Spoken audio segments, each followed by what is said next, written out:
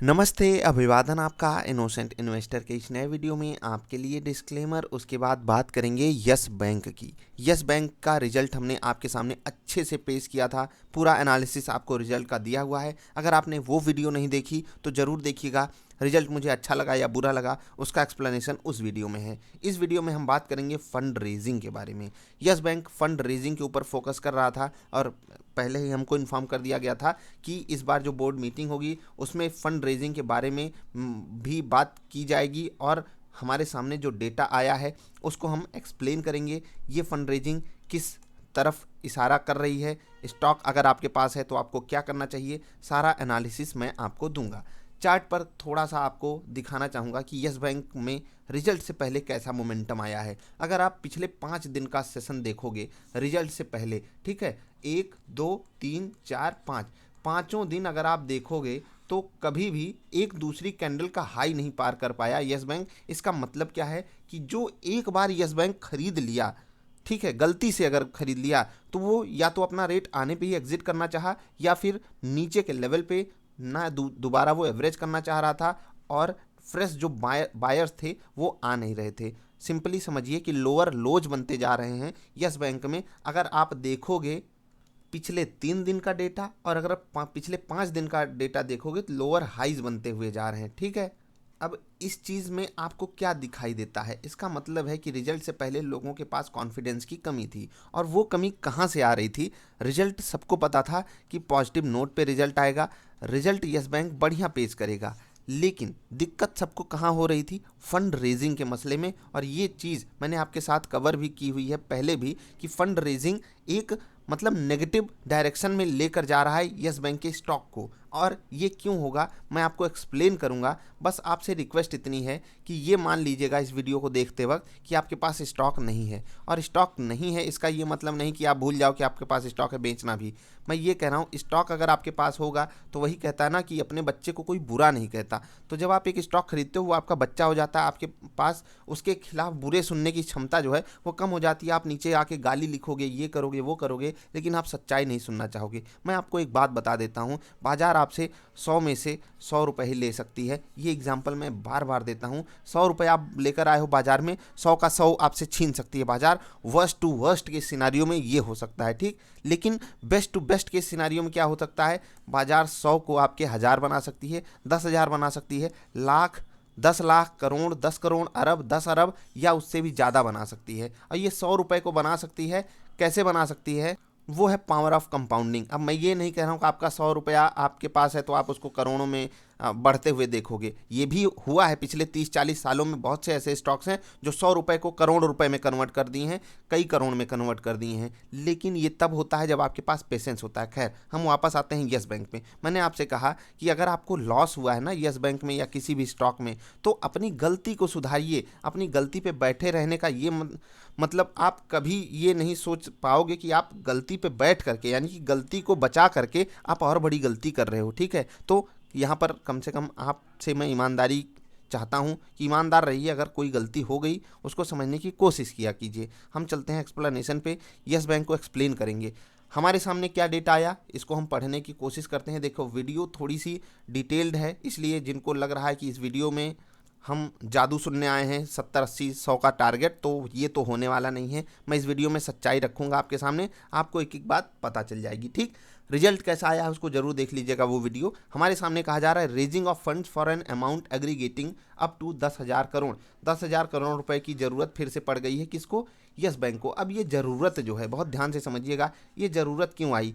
Bank को stable बनाने के लिए, ठीक। अब बैंक स्टेबल क्यों बनना चाहता है? हमारे आपके सामने सारा डेटा है कि जो एनपीए हैं वो आने वाले क्वार्टर में एक डेंट दे सकते हैं हर बैंक को। और अगर किसी बैंक में लिक्विडिटी की दिक्कत है, यानी कि कैपिटल उनके पास कम है, तो उनको और बड़ा डेंट मिल सकता है। इसीलिए यस बैंक अपने पास पैसा लाना चाहता है, जो कि एज अ ब्रांड अगर आप यस बैंक को देखो तो ये बहुत पॉजिटिव चीज़ है जो बैंक अपने लिए कर रहा है, अपने जो अकाउंट होल्डर्स हैं उनके लिए कर रहा है। क्योंकि बैंक स्टेबल होने के लिए ढेर सारे माध्यम से पैसा उठा सकता है, चाहे वो क्यूआईपी लॉन्च करे, चाहे राइट इशू आ जाएं, चाहे जीडीआर या एडीआर के थ्रू पैसा उठा लें, चाहे फॉरेन करेंसी कन्वर्टिबल बॉन्ड्स के थ्रू पैसा उठा लें, चाहे वापस एफपीओ लेकर आ जाएं। अब ये अलग अलग भी हो सकता है, मिक्स भी हो सकता है, यहाँ पर इन्होंने बताया भी है। और a combination there of subject to share holders enabling approval, मतलब शेयर होल्डर्स जिस हिसाब से अप्रूवल देंगे वैसे ही यहाँ पर काम होगा। अभी शेयर होल्डर्स में बड़ा बड़ा स्टेक किसके पास है?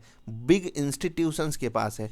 तो समझिए कि शेयर होल्डर्स का थम्सअप मिल चुका है इनको, हम आपकी कोई वैल्यू है नहीं, हम आप भले शेयर लेकर खूब बैठे हों, आपके पास 1000 शेयर होंगे, 20,000 शेयर होंगे, 1 लाख शेयर होंगे, 5 लाख शेयर होंगे, 20 लाख शेयर होंगे, लेकिन जो बड़ी क्वांटिटी में शेयर्स हैं वो बड़ी इंस्टीट्यूशंस के पास हैं और उनकी तरफ से थम्सअप मिलेगा यस बैंक को, यानी कि ये 10,000 करोड़ रुपए उठाएंगे। अभी समझिएगा हमारे आपके सामने क्या ऑप्शंस बचते हैं। अगर यस बैंक 10,000 करोड़ रुपए, ठीक है, डेट से उठाता है, यानी कि कर्ज वाले माध्यम से, जो उन्हीं ऑप्शंस में से हैं, तो यहाँ पर उनको क्या देना होगा? इंटरेस्ट देना होगा। और इंटरेस्ट कितना देना होगा? जो एफडीज पे इंटरेस्ट मिल जाता है बड़े प्लेयर्स को, उससे ज़्यादा इंटरेस्ट इनको देना होगा अगर ये किसी डेट सिक्योरिटीज़ से पैसा उठाना चाहते हैं। तो इसका मतलब क्या है कि इस 10,000 पे इनको कर्जा देना, मतलब जो इनके पास पैसा रख रहा है उनको ब्याज देनी पड़ेगी, जो कि एक मतलब नॉन प्रेजेंट सिचुएशन में एनपीएस को टैकल करने के लिए बेस्ट केस सिनारियो यही है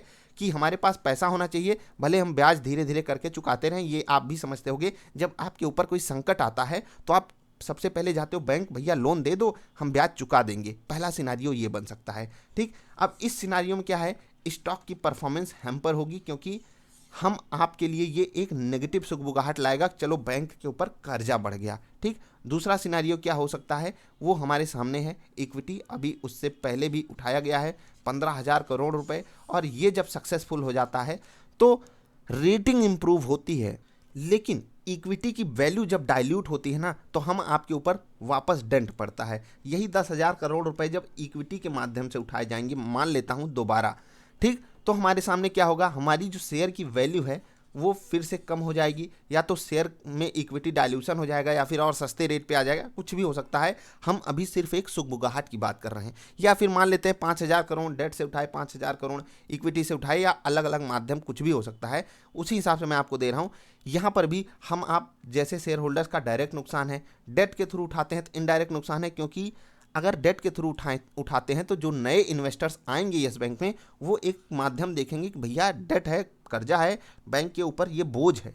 उस बोझ को देखकर फ्रेश इन्वेस्टमेंट आएगा नहीं। मैं लॉन्ग टर्म के लिए बात कर रहा हूँ, ऐसा नहीं कि ऑपरेटर्स एक्टिव हो गए, स्टॉक को 20% ऊपर लेकर गए और फिर से पटक दिए। मैं लॉन्ग टर्म की बात कर रहा हूँ, और आप समझने की यहाँ पर कोशिश कीजिएगा। मतलब दोनों तरफ से कौन पिस रहा है? रिटेल इन्वेस्टर, या फिर जो छोटा प्लेयर है इस स्टॉक में घुस के बैठा हुआ है वो।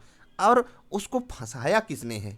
आपके सामने ये मौका है। और मैं कहता हूँ ना कि एज अ जनरेशन, अगर आपकी उम्र 20, 25, 30 या इवन 40 भी है, तो आपके सामने बहुत बड़ी अपॉर्चुनिटीज़ हैं इस बाज़ार में। और अगर आप अपनी गलतियों को नहीं सुधार रहे हो, ये जैसे होल्ड वाली गलती मैंने एक बार बहुत अच्छे से आप लोगों को फटकार भी लगाई थी, और कुछ लोग उससे बुरा मान के खूब गाली गलौज कर रहे थे, अपने परिवार के संस्कार कमेंट में बता रहे थे।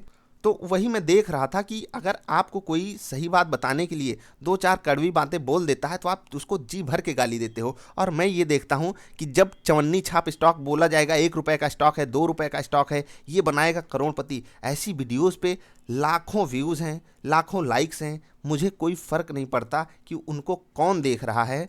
लेकिन मैं यहाँ पर बहुत निराश हो जाता हूँ कि रिटेल इन्वेस्टर को पसंद क्या है? लॉलीपॉप पसंद है। और ऐसे ही लोग सच में इस बाज़ार में पैसा अपना जलाते हैं। और क्या होता है? और पूरे भारत में एक र्यूमर फैलाया जाता है कि शेयर बाज़ार में जुआ लगता है। होल्ड कौन करवाता है आपको? होल्ड कौन करवाता है? मैं हमेशा कहूँगा, मैंने आपसे ये बात पहले भी कही हुई है कि होल्ड अगर आपको कोई करने को बोल रहा है, वो बिल्कुल गलत नहीं साबित होना चाहता। क्योंकि अगर मैंने आपको कोई स्टॉक बोल दिया भैया होल्ड कीजिए, तो वो अगर 50% गिर भी गया मैं कहूँगा होल्ड कीजिए, वो 80% गिर गया मैं कहूँगा होल्ड कीजिए। क्यों कहूँगा? क्योंकि मैं गलत नहीं साबित होना चाहता। बहुत रेयर लोग, मैं कहूँगा आपको सिर्फ 2% लोग मिलेंगे इस बाज़ार में जो आपको बाई करने के साथ साथ सेल करने की भी बात बताएं, मतलब कि कब बेचना है वो भी बताएं। क्योंकि खरीद तो आप कभी भी लोगे, बेचोगे कब? आप स्टॉप लॉस ले रहे हो या फिर प्रॉफिट ले रहे हो? बेचना सबसे बड़ी कला है इस बाज़ार में, याद रखिएगा। सबसे बड़ी कला बाई करना नहीं है, सबसे बड़ी कला है बेचना।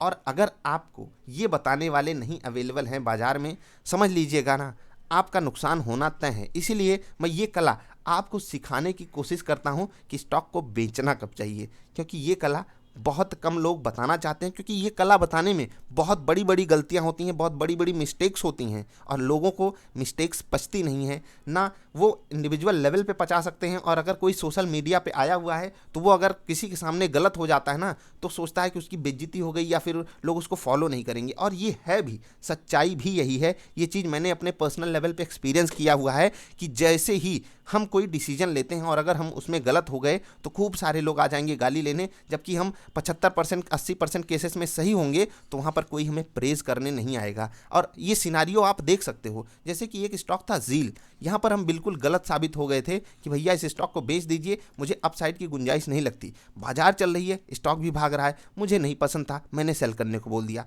खूब गाली सुना हूँ, लेकिन आपके सामने ढेर सारे स्टॉक्स की लिस्ट बता सकता हूँ। मैं यहाँ पर 2-4 का ही नाम लूँगा, चाहे बर्गर किंग हो गया, चाहे फ्यूचर ग्रुप हो गया, चाहे आलोक इंडस्ट्रीज हो गया, चाहे यस बैंक हो गया, या चाहे वेदांत हो गया। अभी 10 दिन पहले ही मैंने इसको बेचने को बोला।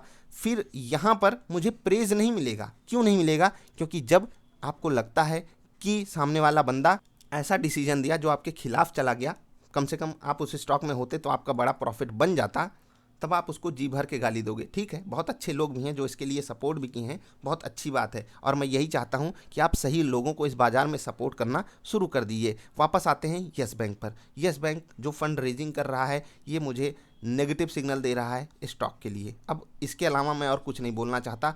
मैं पहले से ही नेगेटिव हूँ यस बैंक पर। कब से नेगेटिव हूँ? जब से इसमें एक बड़ी अपटिक आई और विदाउट एनी फंडामेंटल रीज़न।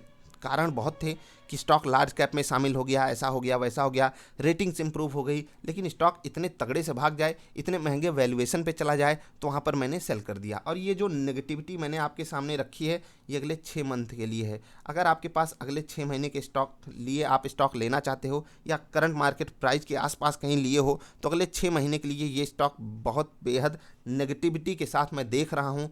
अब यहाँ पर क्या चांसेस हैं? एक तो मैं गलत हो जाऊंगा, दूसरा मैं सही हो जाऊंगा। अब मैं गलत और सही क्यों हो जाऊंगा वो मैं आपको समझाता हूं। चार्ट पर बहुत से स्टॉक्स होंगे भाई। अगर मुझे पर्सनली यही पता हो कि बाजार में क्या एग्जैक्टली होगा, तो मेरे पास, मतलब मैं कहता हूं ना कि 100 रुपए को भी मैं करोड़ में कन्वर्ट कर सकता हूं, और बड़े बड़े लोग फेल हो जाएंगे। किसी को नहीं पता होता, बहुत बड़े बड़े एक्सपर्ट को नहीं पता होता, ये बात आप जानते हो। और आपको मैं यहाँ पर कहते ना कि तुक्का लग जाता है, तो चलो भाई तुक्का लग गया। मैंने आपको इसी कैंडल के दिन वीडियो डालकर बोला था कि चुपचाप यस बैंक बेच दीजिए। मैं मान लेता हूँ मेरा तुक्का लग गया, ठीक, तुक्का लग गया, लेकिन उसके बाद क्या हुआ आप देख लीजिए। आप अभी रिसेंटली मैंने वेदांत में सेलिंग की बात करी थी, और वो भी स्टॉक जहाँ से हमने सेल किया है वहाँ से 8-10% इस वक्त नीचे मिल रहा है। ये स्टॉक हमको 20% नीचे मिल रहा है, लेकिन मैं एक बार के लिए वेदांत प्रेफर कर लूँगा, यस बैंक नहीं प्रेफर करूँगा, क्योंकि हमारे सामने अभी भी जो फंड रेजिंग है उसकी क्लैरिटी ये नहीं रख पाए हैं। आप थोड़ा सा होल्ड करवाने वाले से सावधान हो जाइए, नहीं तो इस बाज़ार में बड़ी तकलीफ़ होगी आपके लिए। सीख जाइए, selling is an art, buying एक मजाक है, मजाक होता है। किसी भी स्टॉक को खरीद लेना एक मजाक है, बेचना कब है, ये असली गुणवत्ता होती है। और यही सीखते सीखते आप जाकर जब बड़े बड़े एक्सपर्ट की किताबें पढ़ोगे ना, तब आपको सेलिंग की कला सिखाई जाती है, और उसी कला की बहुत बड़ी प्रीमियम है। और अगर बिल्कुल सुरक्षित बच जाना है, बहुत बड़ा एक्सपर्ट अपने आप को कह देना है, बोल देना है होल्ड, स्टॉप लॉस बताकर बोल देना है होल्ड, तो सब कुछ होता रहेगा। अभी वापस आपको फाइनल रिमार्क, फाइनल कंक्लूजन में दे देता हूँ। देखो, रिजल्ट पॉजिटिव आया है, रिजल्ट से मैं खुश हुआ हूँ। इवन यस बैंक से ऐसी उम्मीद थी, और वही उन्होंने करके हमें दिखाया कि जिस हिसाब से वो रिटेल सेगमेंट पे फोकस कर रहे हैं, वो एक अच्छा सिग्नल हमें दे रहा है। लेकिन दूसरी तरफ हम आते हैं, फंड रेजिंग वाला मसला इनके रिजल्ट के ऊपर पानी फेर रहा है। आगे बढ़ने से पहले एक और चीज़ आपको बता दूंगा कि आप एक शेयर होल्डर हो ना कंपनी के, आप कंपनी के मालिक हो। क्या हो? मालिक हो। कंपनी जो कर रही है समझिए आप वो कर रहे हो। कंपनी अगर पैसा उठा रही है समझिए आप पैसा उठा रहे हो। कंपनी ये नहीं सोचेगी कि भैया हम अपने शेयर होल्डर का ऐसे अहित कर रहे हैं या हित कर रहे हैं। अगर आप कंपनी के मालिक हो, आप कंपनी का भला सोचोगे, आप ये नहीं सोचोगे कि हमारे साथ जो इस बैंक में पैसा लगाया है उसका भला हो। बहुत बड़ी बात है, इसको समझिएगा। चलिए मान लेते हैं कि यस बैंक में 50-50 रुपए 2 लोग लगाए हैं। अब ये चाह रहा है 10,000 करोड़ उठाना, और ये चाह रहा है स्टॉक का प्राइस ऊपर चला जाए, वो सेल करके भाग जाना। तो सोचिए कौन ज़्यादा मतलब अच्छाई चाह रहा है? वही शेयर होल्डर अच्छाई चाह रहा है जो यस बैंक को काबिल बनाना चाहता है। तो लॉन्ग रन में यस बैंक को काबिल बनाने के लिए ये स्टेप उठाया गया है। तो लॉन्ग रन में ये स्टेप बहुत बड़ा मिरेकल कर सकता है यस बैंक के लिए। उनको हो सकता है कि एक बुरी वर्स्ट सिचुएशन से बाहर निकाल कर लेकर आ जाए या कुछ अनहोनी होने से बचा ले। तो लॉन्ग टर्म में ये चीज़ पॉजिटिव है, शॉर्ट टर्म में मुझे नहीं पसंद है। और इसलिए बाज़ार में जो आपके साथ एक्सपीरियंस होगा यस बैंक के स्टॉक में, वो मुझे नहीं लगता कि इसमें एक बड़ा मोमेंटम आ जाएगा पॉजिटिव साइड रिजल्ट को देखकर।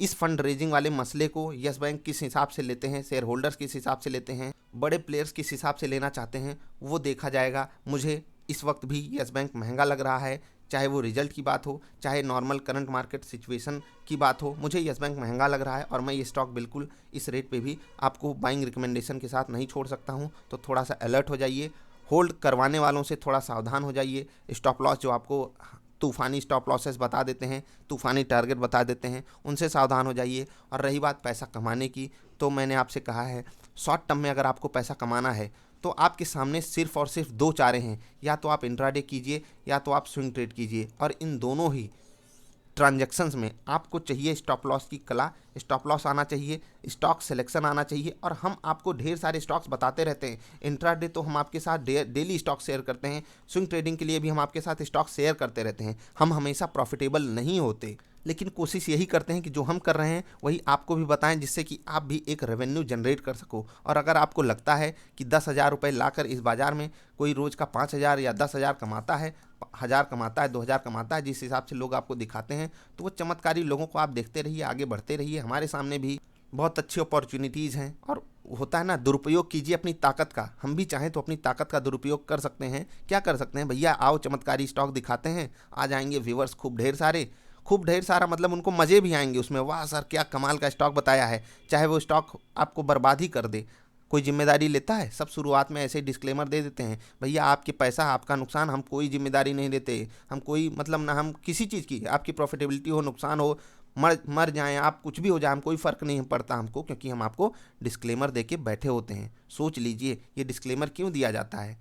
तो ये डिस्क्लेमर वो भी देता है जो आपको 2 कौड़ी की एडवाइस दे रहा है, और उसकी भी मजबूरी है देना जो आपको अच्छी एडवाइस भी दे रहा है। मैं आपसे ये बिल्कुल नहीं कह रहा हूँ कि मैं आपको अच्छी एडवाइस देता हूँ और कोई अच्छी एडवाइस नहीं देता। हो सकता है कि मेरी एडवाइस आपको गलत लग रही हो, लेकिन अच्छे लोग हैं इस बाज़ार में, इतना मैं जानता हूँ। इतना मैं पर्सनली, जब मैं भी यूट्यूब देखता हूँ, जब लोगों को समझने की कोशिश करता हूँ, तो वहाँ मुझे पता चल जाता है कौन आपके लिए अच्छी बातें बोल रहा है, कौन बुरी बातें बोल रहा है। और यही आपको समझना होगा। अभी समझिए कि जब एक कंपनी अपने शेयर होल्डर्स का भला चाहती है, तो वो अपनी जो मतलब एज अ ब्रांड है, Yes Bank as a brand है, उसका अच्छा चाहती है, और वही यस बैंक कर रहा है। शॉर्ट टर्म में आपको डेंट होगा, क्योंकि आप में से 95% लोग शॉर्ट टर्म के लिए यस बैंक में पैसा कमाने के लिए घुसे थे, उनको तकलीफ हो रही है। लॉन्ग टर्म वालों जितने भी हो, मैं उनको होल्ड करने के लिए नहीं बोल रहा हूँ, क्योंकि इस वक्त का रेट लेने लायक भी नहीं है। भले ही आप लॉन्ग टर्म के लिए ले रहे हो, इतना महंगा स्टॉक नहीं लिया जाता है लॉन्ग टर्म के लिए, लेकिन लॉन्ग टर्म में यस बैंक एक अच्छा बैंक हमारे सामने उभरने की कोशिश कर रहा है। इसीलिए ढेर सारे यहाँ पर डेवलपमेंट्स हो रहे हैं, उसके लिए आप तैयारी बनाकर रखिएगा। आई होप मैंने आपको हर एंगल से समझाने की कोशिश की। यहाँ पर मैंने फंड रेजिंग की बात की, वो किस तरीके से आगे डेवलपमेंट लाएगा यस बैंक में, ये तो वक्त बताएगा। यस बैंक कैसे इस चीज़ को आगे बढ़ाता है, वो भी हम आपके साथ कवर करने की पूरी कोशिश करेंगे। अगर हमारी वीडियो से किसी को दुख पहुंचा, किसी को दर्द हुआ, तकलीफ हुई हो, तो मैं माफ़ी चाहूँगा। लेकिन अगर आप किसी सामने वाले बंदे को ऐसे ही मजबूर करते रहोगे ना, तो वो भी आपको लॉलीपॉप ही दिखाने लगेगा।